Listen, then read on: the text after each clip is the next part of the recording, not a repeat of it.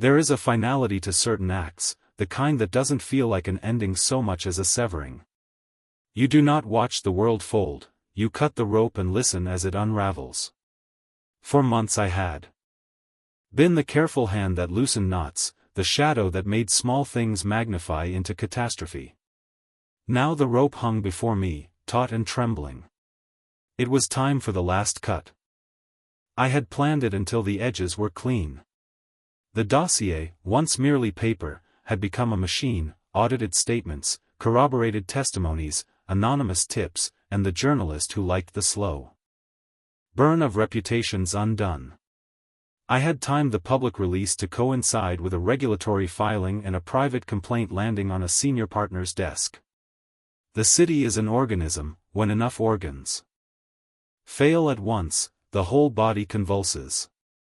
On the morning I chose, the air was thin and the sky low, a gray that seemed to muffle sound. I walked into the cafe where the journalist liked to work. The folder heavy in my hand like a secret with teeth. She recognized me only as I sat down across from her, an ordinary man with ordinary hands. We spoke quietly, civilly, about deadlines and angles. She told me she needed confirmation, that the paper required a source who could be trusted. I slid the folder across the table and watched as her fingers opened what I had built. Her eyes did not flicker. She read with the same steady curiosity I would bring to a surgical report. "You'll want to protect your anonymity," she said at last. "This will blow wide." "I know," I said. I told her how to verify pieces without tracing back to me. I gave her the push she needed, I gave the institutions the room to do the rest. I did not relish the sensation, the noises were efficient and antiseptic, like machines at work. That is the thing about calculated endings, they feel less like fireworks and more like logistics. By evening the city had begun to close ranks. An exposé ran with a headline as clinical as the dossier, "Executive under scrutiny as audit reveals irregularities." The language was careful, but the implication ran like blood. Sponsors withdrew. Board members convened emergency sessions. Daniel's phone, once a river of demand and praise, became a chorus of curt messages and questions. The man who had once commanded rooms now spoke in staccato apologies, each one thinner than the last. I watched the fallout from a distance, a parking garage across the street from his building, my breath fogging the air. I saw him emerge. Face pale, eyes rimmed with a fury that had nowhere to land.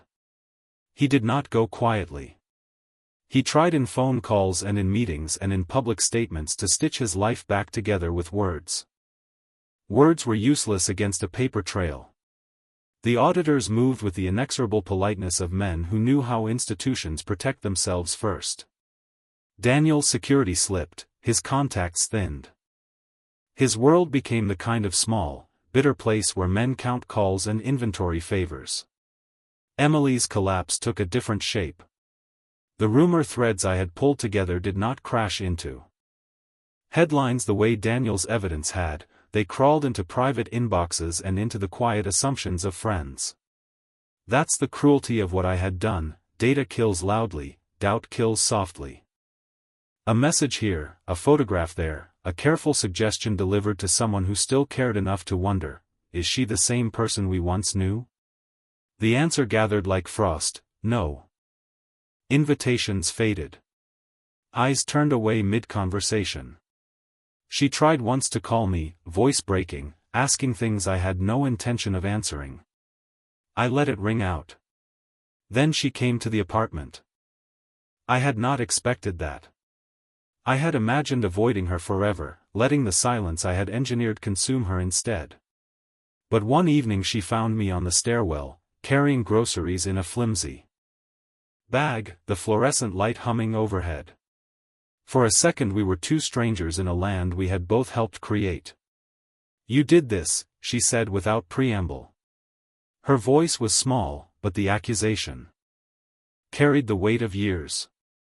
There was no hysteria, no pleading, only a flattened, tired clarity. "You destroyed us. For an instant, I saw something in her face I hadn't allowed myself to look at. For months, the raw reflection of what I'd become through her eyes. Not a victor, not a sculptor of justice, but a man who had learned to measure his worth by other people's ruin. I gave them what they took from me, I said, and the sentence felt thin and petty.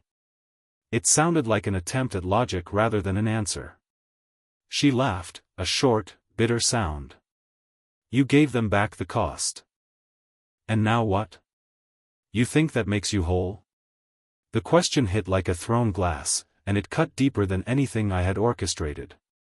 For the first time since I buried the old me in a cheap apartment with a dying bulb, I felt the weight of my hands. They were the hands that slid files under mats and sent anonymous notes and composed the architecture of collapse.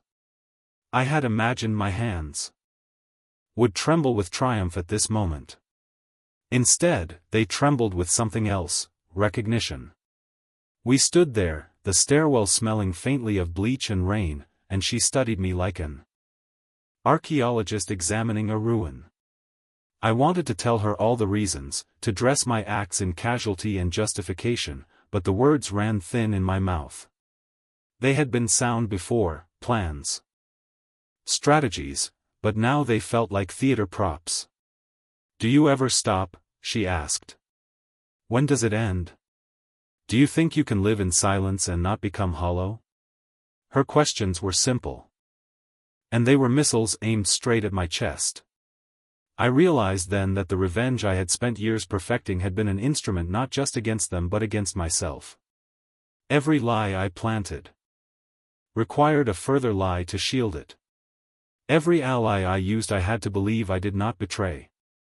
The architecture of ruin needs scaffolding of the self, scaffolding that, when removed, leaves a cavern where a life used to be. Later that night, after she left and the stairwell returned to the same indifferent hum, I found myself at the window, looking at the city that had been my theater. The lights reflected in the glass like tiny stars trapped in amber. I had wanted them to break and burn in that light. They had burned, and the smoke had cleared. What remained was not triumph but a low, persistent ache.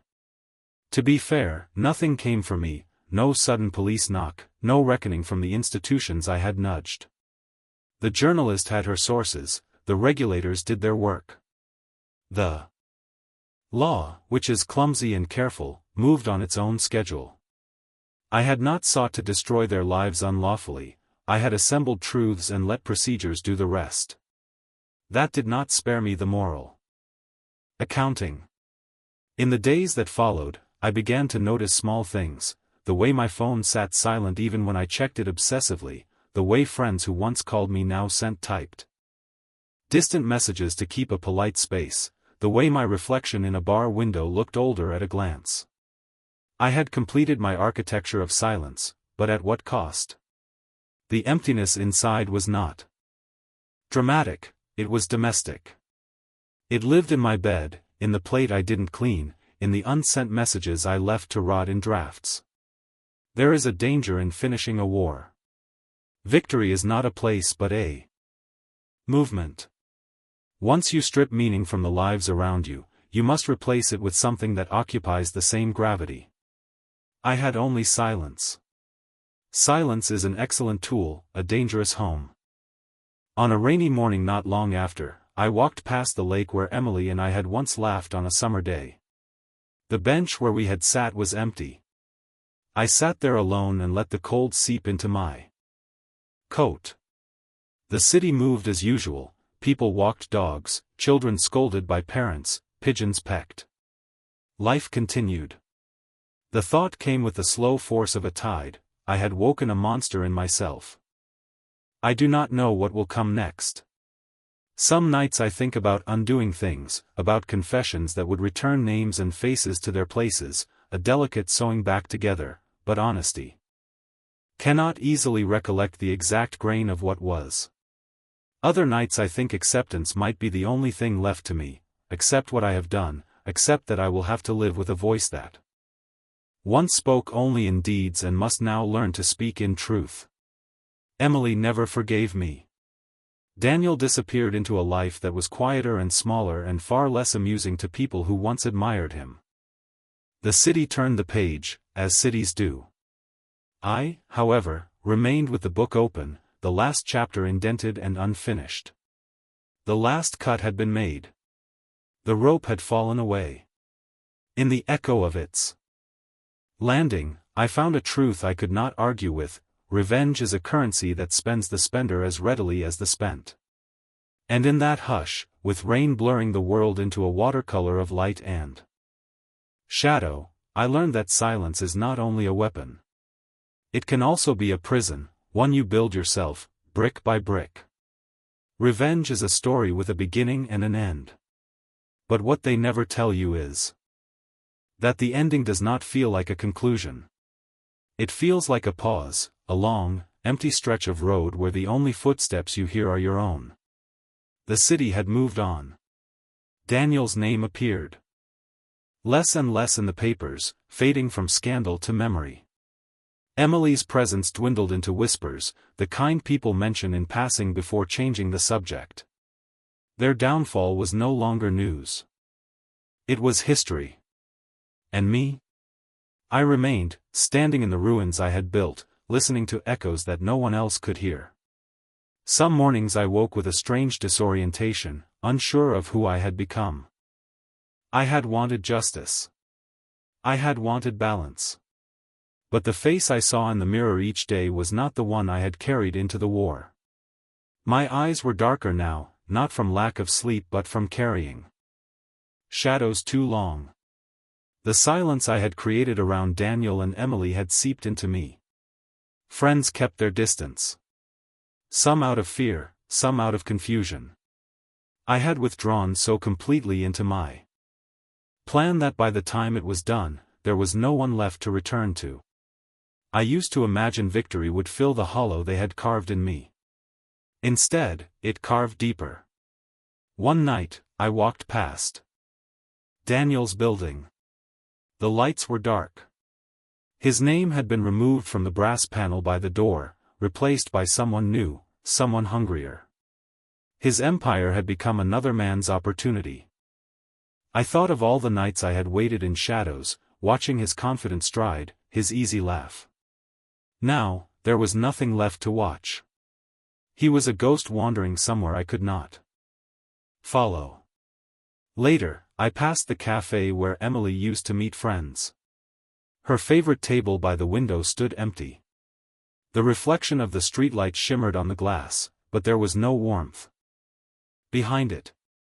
She had disappeared into the kind of solitude that leaves no trace. I had wanted them to know my silence, to feel its weight. And they had.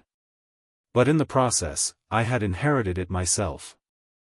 It was then that I began to realize the cruel paradox of revenge: you cannot burn someone else's world without standing close enough to feel the heat yourself.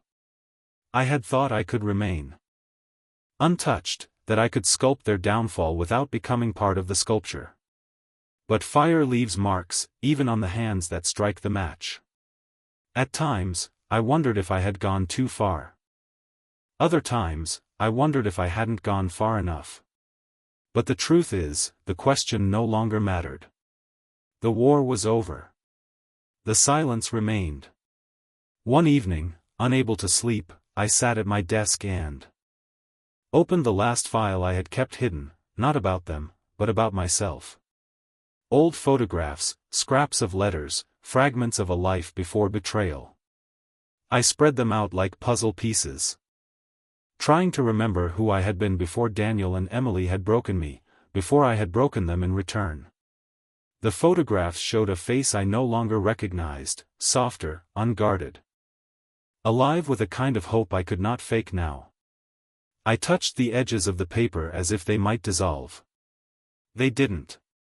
They just stared back at me, accusing and silent.